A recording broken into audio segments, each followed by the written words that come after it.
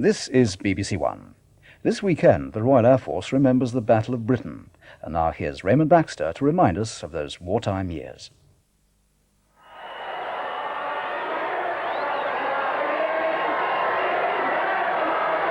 May 1945, VE Day.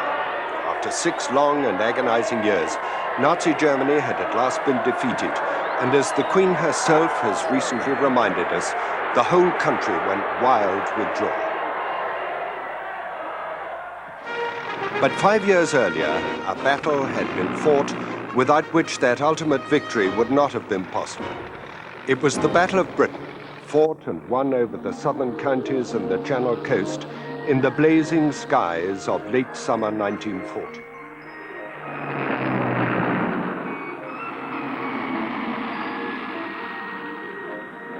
Fortunately, runways were by no means essential for the operation of Spitfires and Hurricanes, and in those days, this was a bomber station somewhere in England.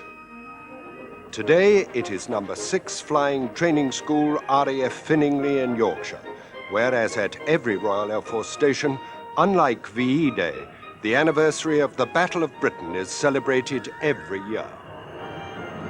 And to open the Battle of Britain Air Display Finningley in 1985, a mass formation of aircraft including every type normally stationed here. And because Finningley is the home of number 6 Flying Training School, which trains just about everyone, pilots, navigators, air electronics operators, and air engineers, and also provides the headquarters for the Search and Rescue Wing and the home base for the Yorkshire University Air Squadrons, there's a fine selection of aircraft to choose from. And you join us in a twin turboprop jet stream of the multi-engine squadron, where pilots are trained before they go on to virtually everything other than fast jets. And now we come down towards the famous display line at Finningley. There is the huge crowd of people, the very crowded car parks, the VIP enclosure, where amongst the very distinguished guests is the Chief of Air Staff himself. What a way to start an air show.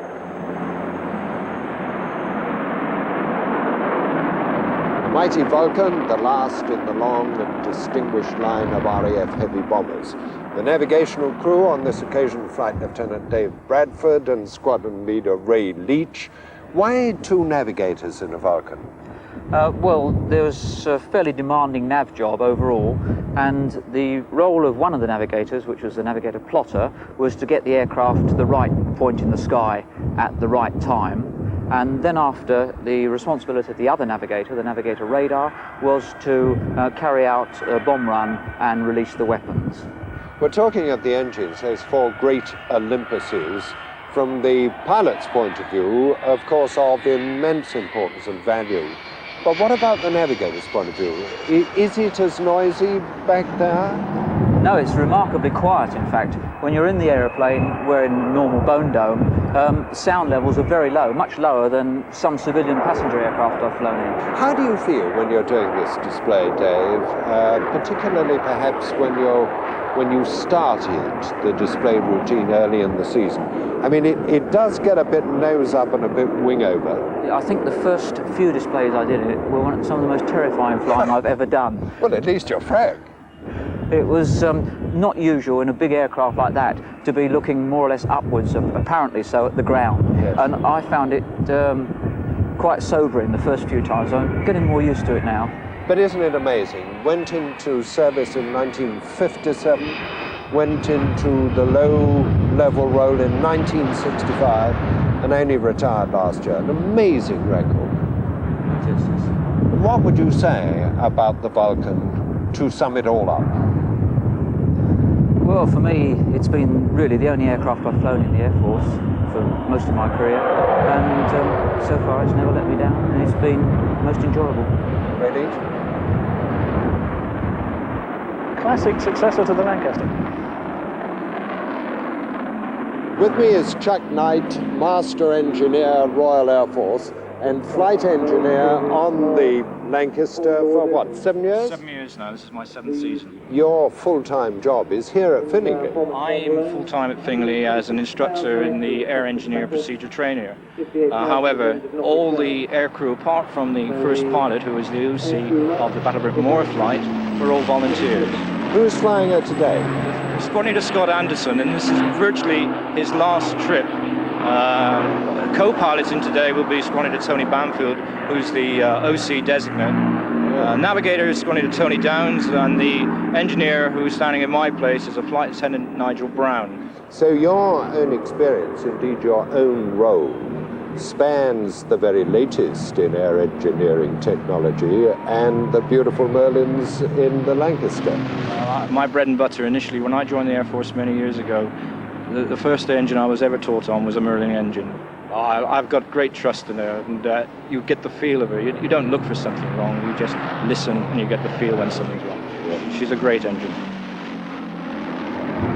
And here's another crowd stopper wherever she is seen or heard, even at London Airport or New York or Paris or wherever she operates her scheduled services. Familiarity, it seems, has not robbed Concorde of her impact on the public, and rightly so. For even after almost 20 years, Concorde remains unique. No other civil aircraft has yet been built which even approaches her supersonic performance. And at last, British Airways and Air France are really cashing in on this remarkable example of Anglo-French cooperation. Both airlines are now reporting multi-million-pound annual profits on their Concorde operations, including the special charter flights like this one operated by Air France and starting and finishing in Paris. Concorde is universally recognizable, but air shows are the delight of the aircraft recognition buffs. So if you spotted this F-16 at first glance, you can test your skill later in the program. Meantime, to a shape now familiar in the NATO skies and elsewhere, and another example of Anglo-French cooperation, Jaguar. Since entering service with No. 54 Squadron in March 1974, Jaguar has been a key aircraft in the RAF's low-level supersonic strike and reconnaissance capability. And that role demands an agile aeroplane. And Flight Lieutenant Al Gallagher, this year's RAF Jaguar display pilot, fully exploits all that he has going for him. He is an instructor at the Jaguar Operational Conversion Unit at Lossiemouth, has a BSc in Mechanical Engineering from Glasgow University, and in a couple of weeks leaves for his next job, an exchange posting with the United States Air Force in Texas. And here's an example of what Al Gallagher has been training his Jaguar pupil pilots to do before they go on to join their operational squadrons. The British Aerospace Jaguar. Here's another aircraft unique in the world and in its creation and development uniquely British, although the Americans have now at last decided to get in on the act, the Harrier. Flown by Flight Lieutenant Paul Barton of 233 CU RAF Wittering, who acknowledges his indebtedness for this display to the former British Aerospace chief test pilot and brilliant demonstrator, our old friend John Farley.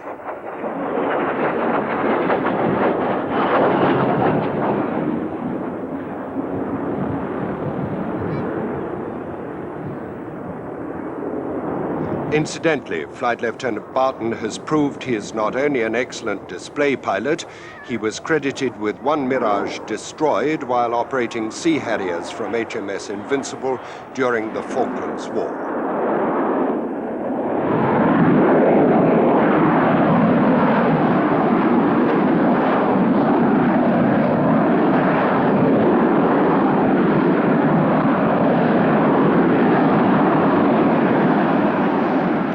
But here's a new display maneuver devised by Flight Lieutenant Barton, which demonstrates in a continuous sequence the versatility of control afforded by the Harrier's vectored thrust.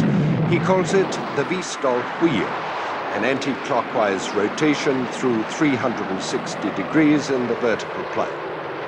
Going back now over the top, Now descending still backwards, vertically down, and forward again.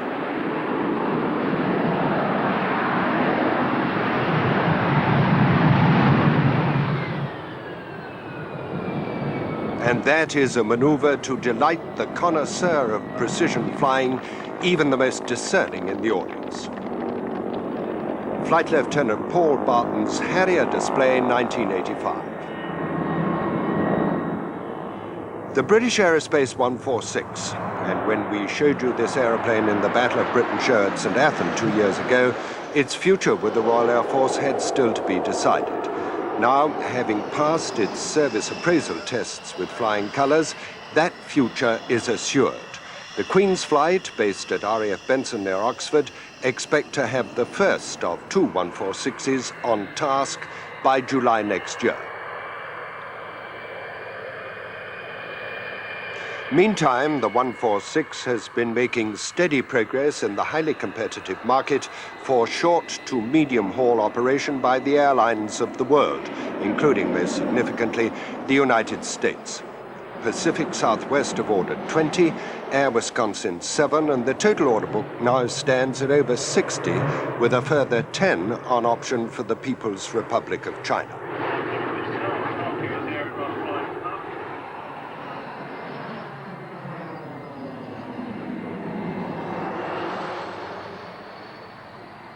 The 4 𝐓𝐀𝐏𝐄𝐒 high bypass ratio turbofan engines make the 146 one of the quietest airliners in the world, interestingly enough generating about half the amount of noise of current twin turboprops, while of course providing the undeniable additional safety factor of 4 engines against 2.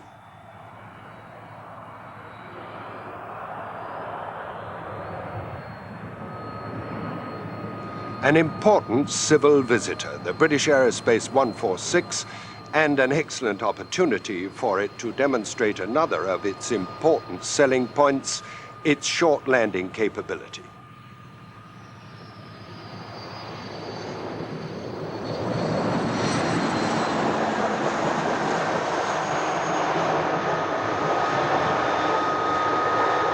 The station commander of RAF Finningley is Group Captain Aaron Tolhurst. How's the day going, sir? Well, it's going very well, thank you very much, Raymond. Didn't start off too well with the weather, but it's got much better, and we've got a good crowd here today.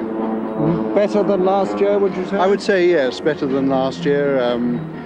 The weather's been bad all through the summer, and I think people just wanted to go for a good day out, and that's what we aim to give them. Well, you're certainly giving them their money's worth. Any particular problems? Well, the problem that I had, actually, was to become involved with the aerobatic competition, which is a bit unusual for a navigator. That's very true, but nevertheless you had the expert guidance of John Firth of the British Aerobatic Association. You were judging on the technical finesse, were you, John? Yes, it was rather unusual for us. We're used to running competitions rather like ice skating in that sort of way, but here it was very interesting and demanding because it was not only content and accuracy but presentation as well. So it was in a way a pure bit of theatre. Now this is very good training for World Championship competitions, of course, which next year is here in Britain. Let us have some expert comment from you on individual performances. Who should we start with? Richard Good? Yes, Richard's making an excellent recovery from a serious injuries that he had last year, and it was very good to see him back in such excellent form again. It was a pity not to see him flying the Pace Spirit 2, this new monoplane that he's building, because there's a great war, as you know, between biplanes and monoplanes and so on.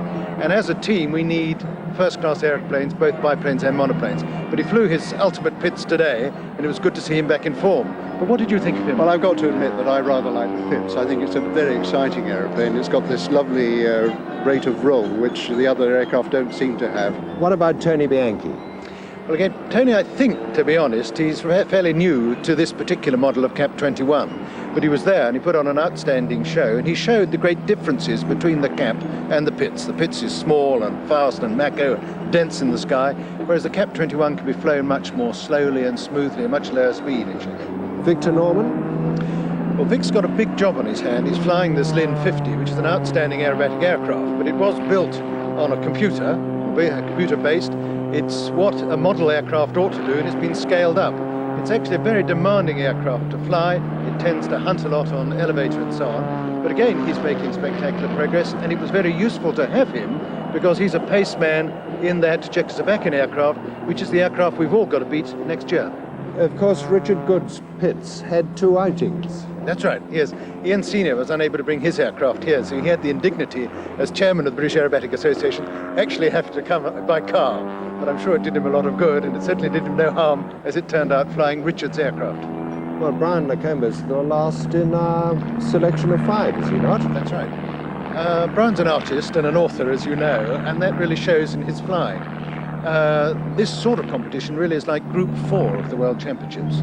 And here we saw a really good Group 4 program flown as an air show. And he made good use of smoke.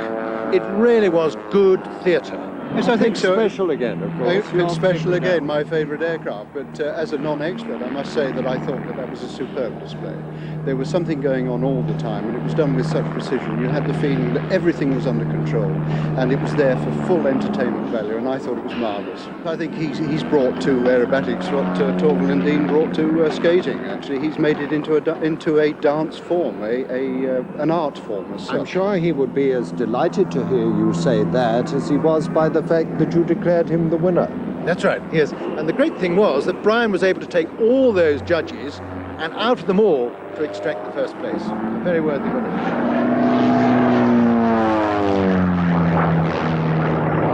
Here's a rare sight in the sky nowadays, the unmistakable shape of a flying boat and one of the most famous of all time, the consolidated PBY Catalina. Now, the fact that this aeroplane is here at Finningley indeed, and its whole recent history, is the result of a team effort involving many names familiar to regular viewers of our televised air displays. Arthur Gibson, the celebrated aviation photographer, Ray Hanna, former leader of the Red Arrows and Spitfire display pilot, and his son Mark, now a serving RAF pilot, as is his friend John Watts, who is flying the Cat today, with yet another well-known name, Dizzy Adicott. They bought and restored the aeroplane last year and named it after the late Charles Gardner, the famous BBC air correspondent who did so much for British aviation and himself flew Catalinas during the war. And there's a further emotive link to the past. The Catalina wears the markings of 210 Squadron with the letters DAY, the aircraft of Flying Officer J.A. Cruikshank, who was awarded the VC for sinking a U-boat in 1944, despite being hit in the body 72 times by flak. Just one of scores of epic operations flown by the 4,000 Catalinas, which saw service in every theater, including Russia. As you see, this is the amphibious version, the PBY-5A.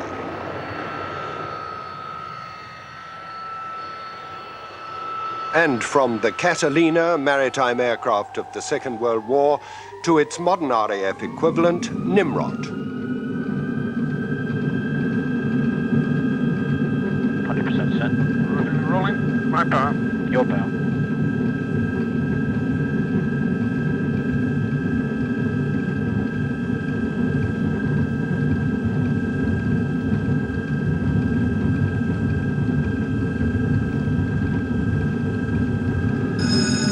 Aboard, engine fire number 3. Roger. Check the brake pressure. Pressures. Roger, carry out the fire drill number 3. Number 3 H Peacock. Confirm number 3 H Peacock. Number 3 H Peacock, off and locked. Number 3 L Peacock. Confirm number 3 L Peacock. Number 3 L Peacock, shut. Number 3 HBS flying lever off. Adjacent HBS flying lever off. Fire extinguisher, shot 1, start clock. Okay, Lordy, have a look at number 3. Roger, going. Fly the immediate action scan. Yes, please.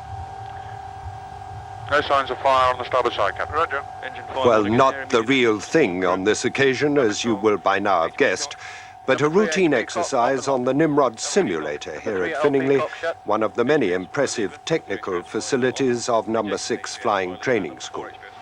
And here's another example of the routine work at the station, the maintenance hangar of the Search and Rescue Wing, where the Wessex and Sea King helicopters of 22 and 202 squadrons are cared for. And this is a Sea King of 202 Squadron, flown by Flight Lieutenant David 𝐘𝐿𝐄, now in his 12th year in search and rescue, and Flight Lieutenant David Reed, both members of the squadron training staff, as are the other members of the crew, Master Air Loadmaster Nigel Richards, the wire rider, and Flight Sergeant John Brooks, who operates the winch and the radar. But first, a dramatic display of the Sea King's agility despite its size, and an opportunity for you to get a first-hand impression of what aerobatics look like from the inside, thanks to John Oaten's airborne camera.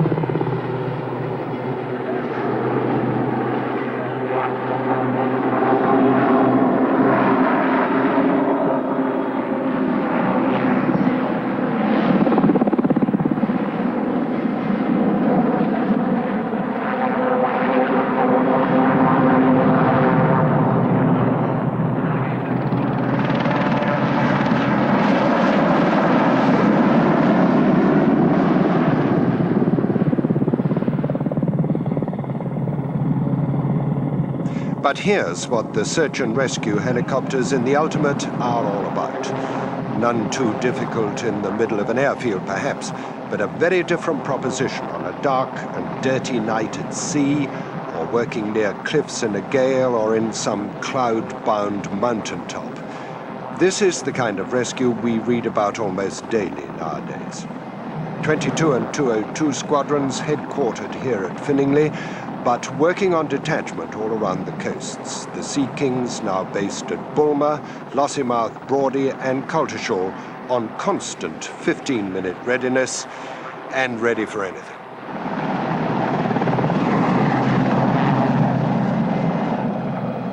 The shape of the Sea King may be distinctive enough, but now for the air recognition game I promised you earlier.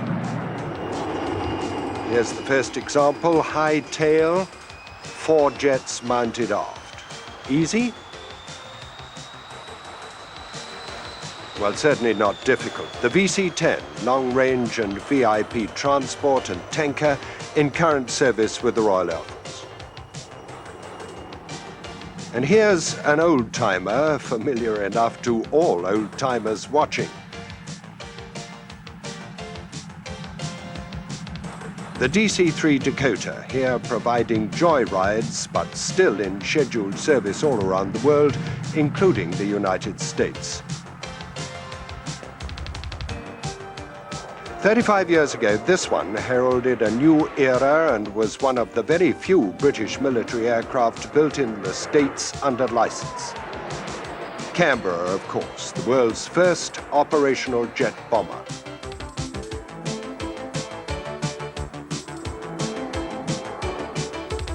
Another very distinctive tail, long in the service, but still going strong in a revised role.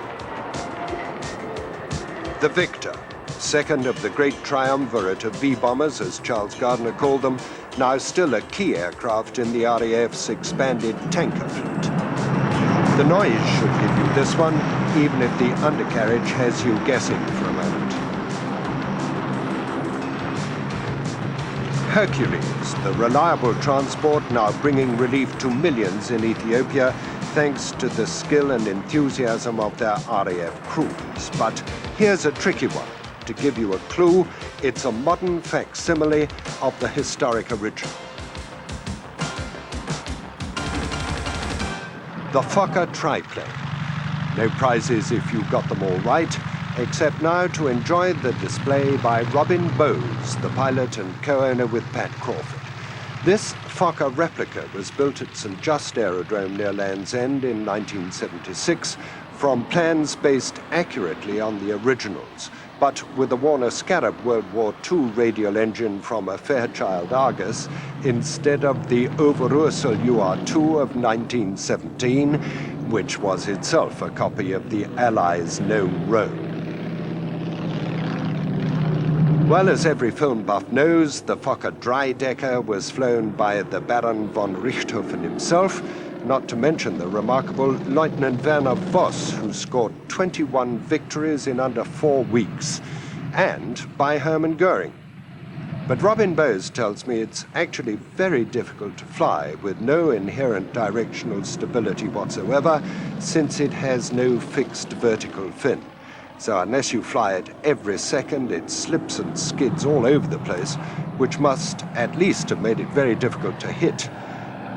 Despite all that, Robin enjoys himself enormously in it and has worked up an excellent display. The name of the first representative of the Royal Air Force in space is bound to go down in service history, and the lucky officer is Squadron Leader Nigel Wood. How do you feel about what has to be one of the most extraordinary appointments in the history of the Air Force? Well, I think I can sum it up by saying I feel very, very lucky to have this unique opportunity. Well, now, the mission on which you're going to fly is dedicated to the launch of Skynet. Tell us about that. Skynet 4, we're launching 2 of these satellites, and they're British designed, British built military communication satellites that will provide a, not exactly worldwide, but the Western Hemisphere wide link for all the services, for the ships, for the airplanes, for the army in the field, greatly improve our communications ability and therefore our ability to properly defend the country. Despite your enthusiasm, I would regard it as a pretty intimidating task. It is, but like any of these major events, it's a matter of preparation. Liftoff day is when? Is 23rd of June next year. Nigel Wood, good luck. Many thanks indeed. Thank you.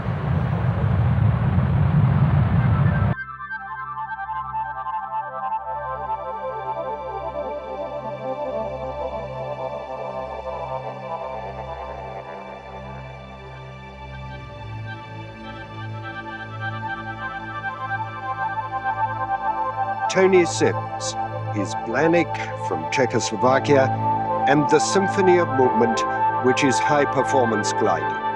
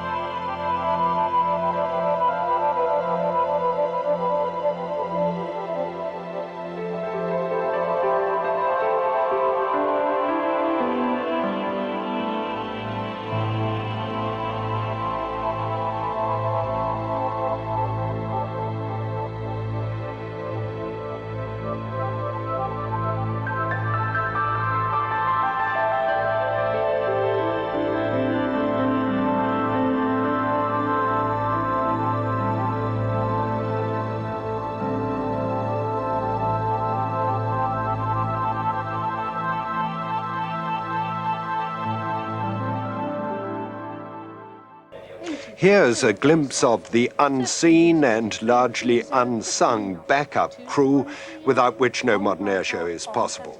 The air traffic control team, not only controlling landings and takeoffs, but also coordinating the split-second arrival, often at high speed and low level, of aircraft flying in from other shows or distant bases. The F-16 of the Royal Netherlands Air Force, for example.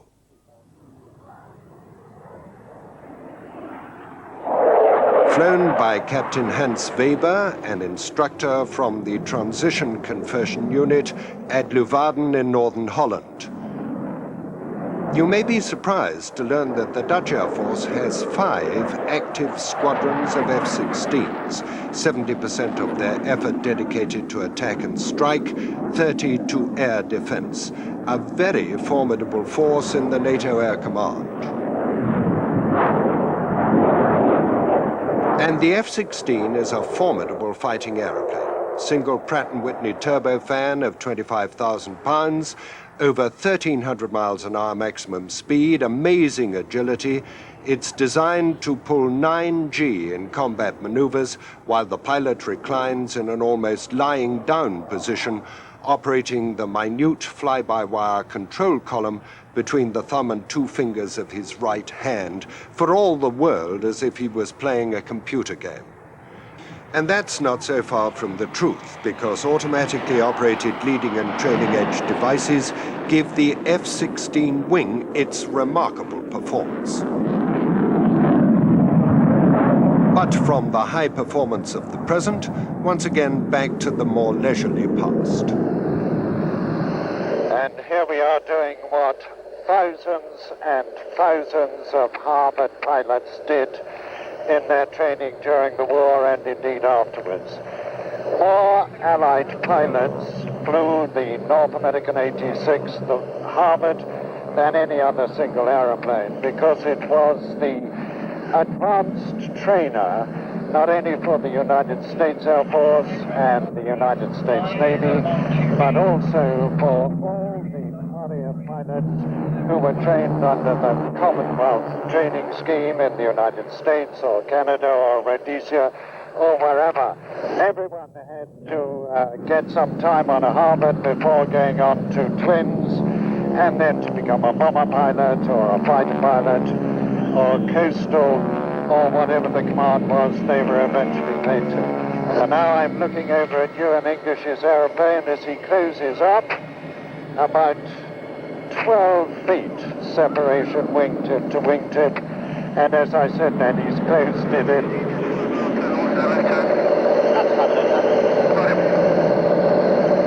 And here, of course, I have a lovely view of the other Harvard, all-metal aeroplane, splendid trainer in that the all-round visibility is excellent, as is proven by the fact that you can see me as clearly as you can. The relative movement magnified a bit because it's quite buffety this afternoon.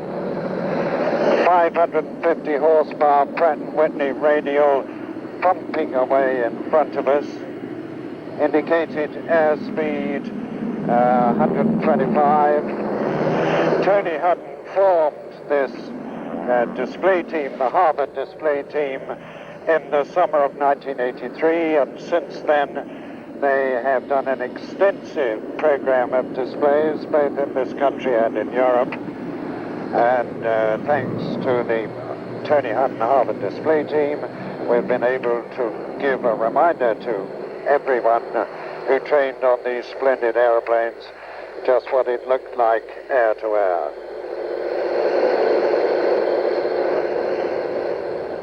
That ground flare marks the target in the dropping zone as well as the surface wind, as in their support Hercules, the Royal Air Force parachute display team, the Falcons, led by Flight Lieutenant Milburn and team coach Flight Sergeant Barraclough, run in for yet another free-fall and controlled descent display in this, their 20th year.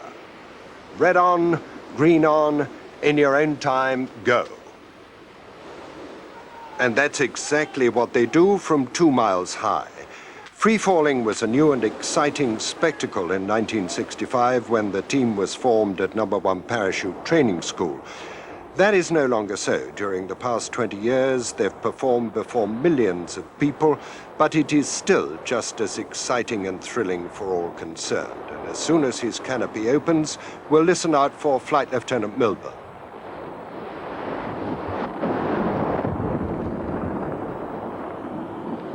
I just identify myself first of all.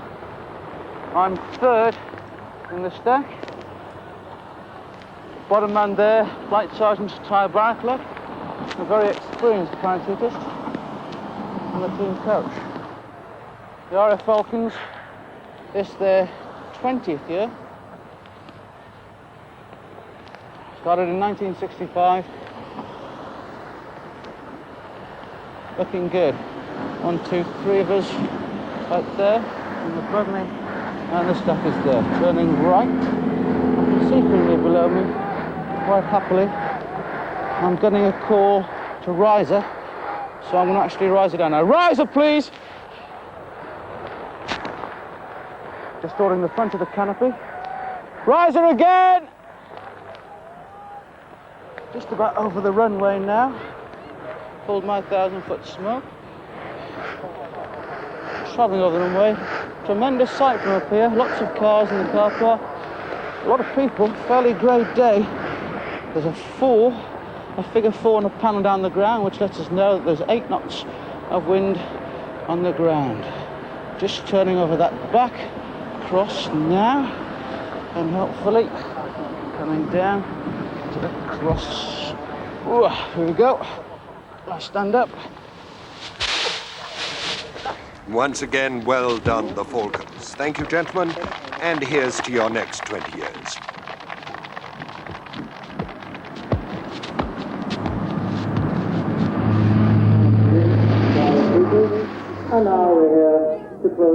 And here's another team formed 20 years ago and now completing its 21st display season of unequaled formation aerobatics.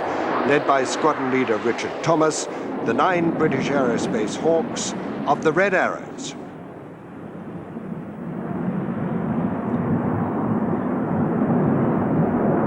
It's just a year since Richard Thomas was posted back as leader for his second tour with the Arrows. He flew for 4 years with the team from 1976 to 80 and has also done a couple of tours on Harriers, including detachment in Belize. Mind you, all the members of the team are experienced operational pilots, all but one in their 30s. That's Flight Lieutenant Pete Lees, and he's 29, flying in number 2 position, Red 2.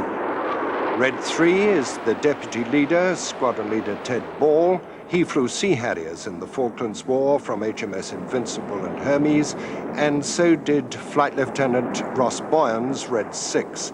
So, just in case you may think this sort of thing is a pretty far cry from what the Royal Air Force is all about, nothing could be further from the truth. Weapons could be fitted to the Hawks, and literally overnight the Red Arrows could become a fighting unit in an emergency.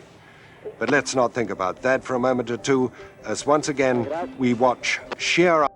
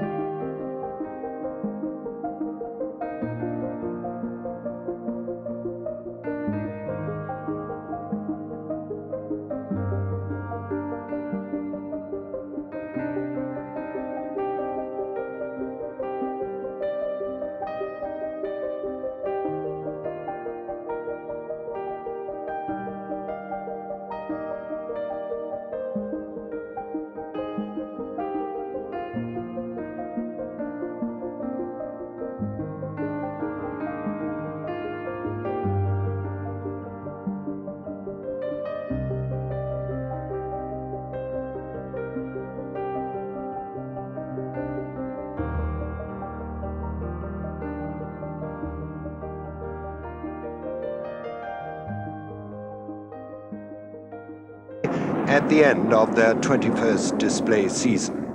But here's what is still a comparative newcomer to RAF air shows, the air defense or fighter version of Tornado, the F2.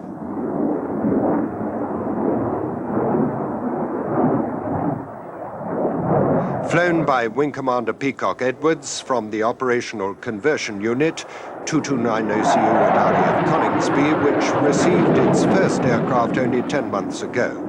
And as in every other aspect of the Tornado story to date, the F2 program is bang on schedule. The operational targets are being met, and the pilots are delighted by Tornado's performance and handling.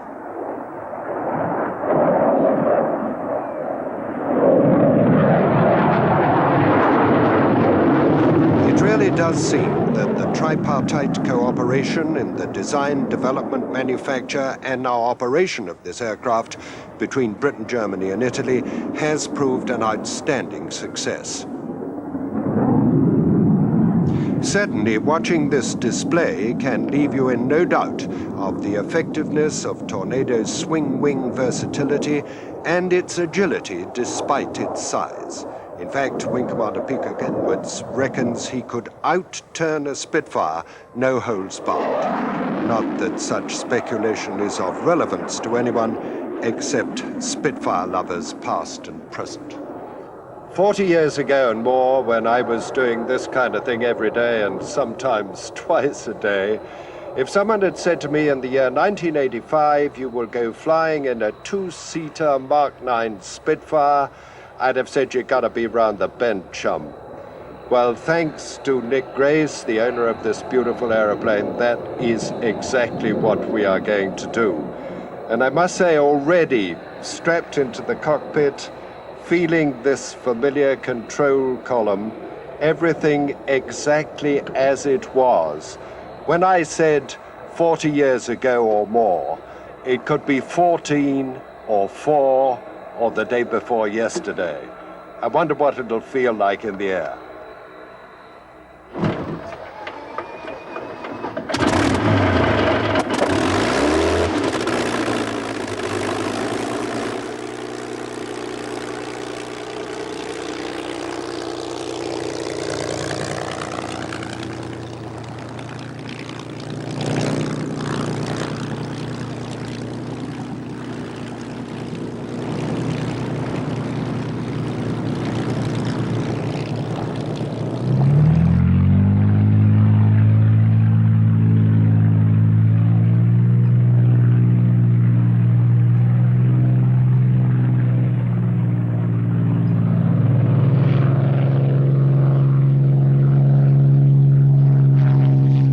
I must say this aeroplane, despite its extraordinary wartime history of 172 operational sorties, feels as tight as a drum.